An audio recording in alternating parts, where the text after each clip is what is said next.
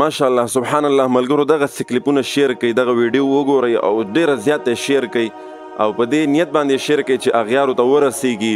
د قرآن کریم په حق باندې دغسې ډېرې ویډیوګانې به تاسو ته راځي مخې ته، دا شیر کوئ په سوشل میډیا باندې عام کړئ. دا سیټ ته چې کوم کلیپ تاسو ته ښکاري دا د ازبکستان ښار بخارا ده. په دغه بخارا کې یو عظیم الشان محل جوړ شوی دی او څه دپاره؟ صرف او صرف د قرآن دپاره. په دې کې قرآن کریم لیکلی شوی دی. په دغه محل کې کوټې دي، په هر کوټه کې په هر دیوال باندې د قرآن کریم ابتدا شوې ده، د سورې فاتحې نه واخله تر والناس پورې په هر دیوال په هر کوټه کې بیل بیل قرآن کریم چې دی د شروع نه واخله تر اخره پورې لیکلی شوی دی. الف لام میم سيقول تلك الرسل قال ألم سبحان الذي اقتربا قد افلحا تر عما يتساءلون والناس پورې. سبحان الله دا د قرآن کریم سره محبت د مسلمانانو دی. اغیارو ته موږ پیغام ورکوو چې که تاسو هر څومره د قرآن کریم بې ادبي او ګستاخي وکوئ، دا ستاسو هغه اصلیت دنیا ته ښکاره کېږي په دې باندې، دا ستاسو هغه تنګ نظري او ستاسو جهالت دنیا ته ښکاره کېږي. دا یاد ساتئ، په دې باندې تاسو د مسلمانانو جذبات خو مجروح کولی شئ، خو د قرآن کریم محبت د مسلمانانو د زړه نه نشئ ویستلی. تاسو وګورئ په دې نږدې ورځو کې چې کله د قرآن کریم بې ادبي او ګستاخي وشوه، څومره مسلمانانو د قرآن کریم محبت د هغې اظهار په سوشل میډیا باندې وکړو، څومره مخالفت یې د دغې ظالمانو وکړو.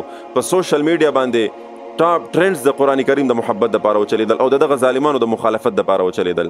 اسلام کی فطرت میں قدرت نے لچک دی ہے، جتنا ہی دباؤگے اتنا ہی ابھرے گا.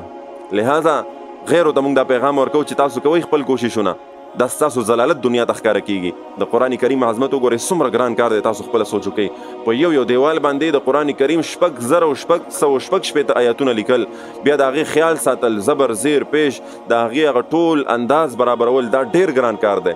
خو چې کله په انسان باندې د یو څیز محبت حاوي شي، بیا انسان د هغې دپاره هر څه کولی شي. په مسلمانانو باندې د قرآن کریم محبت حاوي دی. مسلمانان د خپل ځان نه زیات محبت د قرآن کریم سره کوي. لہذا د هغې محبت داسې ډېرې نشانیانې شته دی. نو تاسو زما دا خواست دی چې دغسې کلیپونه، دغسې ویډیوګانې، دغسې د قرآن کریم د محبت دغه اظهار ده په سوشل میډیا شیر کوئ. زموږ ستاسو ډېر ملګري، ناپوهه ملګري، هغوی د سویډن دغه ګستاخي چې د هغې هغه کلیپونه راخلي او شیر کوي بار بار.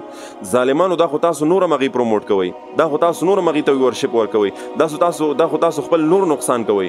لہذا دا مه شیر کوئ، مه شیر کوئ، دا ډېر غټ نقصان مسلمانانو ته ورکوي.